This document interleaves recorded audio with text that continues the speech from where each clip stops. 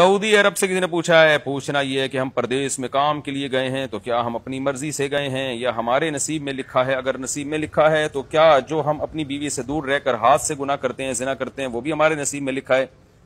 کیا بیرون ملک کام کرنے سے رزق بڑھ جاتا ہے؟ اتنا ہی ملتا ہے جتنا انسان کے نصیب میں لکھا گیا ہو۔ دیکھیں جو کچھ ہو رہا ہے سب نصیب میں پہلے سے لکھا ہوا ہے، لیکن ہمیں نہیں پتا ہوتا کیا لکھا ہوا ہے، تو ہم نے تو وہی کرنا جو ہماری سمجھ میں آ رہا ہے۔ تو یہ تو اللہ کے علم میں ہے کہ کیا لکھا ہوا ہے، آپ نے تو وہ کرنا جو آپ کی سمجھ میں آ رہا ہے۔ آپ برا کریں گے آپ کو سزا ملے گی، اور سزا بھی نصیب میں لکھی ہوئی ہوگی۔ آپ اچھا کریں گے تو اس کو آپ بدلہ اچھا ملے گا، اور وہ اچھا بدلہ بھی آپ کے نصیب میں لکھا ہوا ہوگا۔ تو آپ نے گراؤنڈ ریئلٹی کو دیکھ کے فیصلہ کرنا ہے کہ میں نے کیا کرنا ہے۔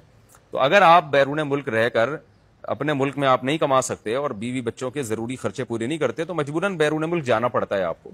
تو اپنے وہاں زنا تو کسی قیمت پہ الاؤ نہیں ہے۔ اگر زنا سے بچنا ممکن نہیں ہو رہا تو پھر آپ کو ملک چھوڑنا پڑے گا، اپنے ملک میں کمانا پڑے گا، آپ کو روکھی سوکھی پہ گزارا کرنا پڑے گا آپ کو، کیونکہ بیرون ملک جانا ان لوگوں کے لیے جائز ہے جو زنا سے بچ سکتے ہوں۔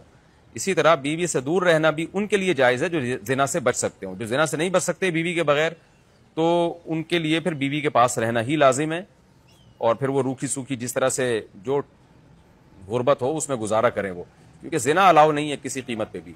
یہ خوب سمجھ لیں اچھی طرح۔ باقی جو ہاتھ وغیرہ سے اپنی خواہش پوری کرتے ہیں تو توبہ استغفار کریں اور اس جرم کو چھوڑنے کی کوشش کریں۔ وہ تو جب انسان ایک اچھی کوشش کرتا ہے تو اللہ تعالیٰ اس کی مدد کرتے ہیں، پھر بھی ہو جائے تو توبہ استغفار کریں۔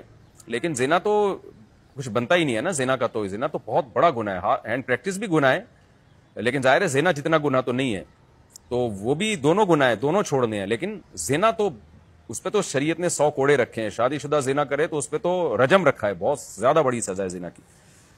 تو اس لیے آپ ایسی صورت میں پھر آپ کو چاہیے اپنے ملک میں ہی رہیں، پھر اللہ پہ اعتماد اور توکل کریں کہ جو رب وہاں رزق دے سکتا ہے یہاں بھی دے سکتا ہے۔ تو یہ ہے توکل کا موقع، لیکن بلا وجہ آپ جو ہے اپنے آپ کو آزمائش میں نہ ڈالیں۔ لیکن زنا سے بچنا سب سے پہلے ضروری ہے، یہ خوب سمجھ لیں۔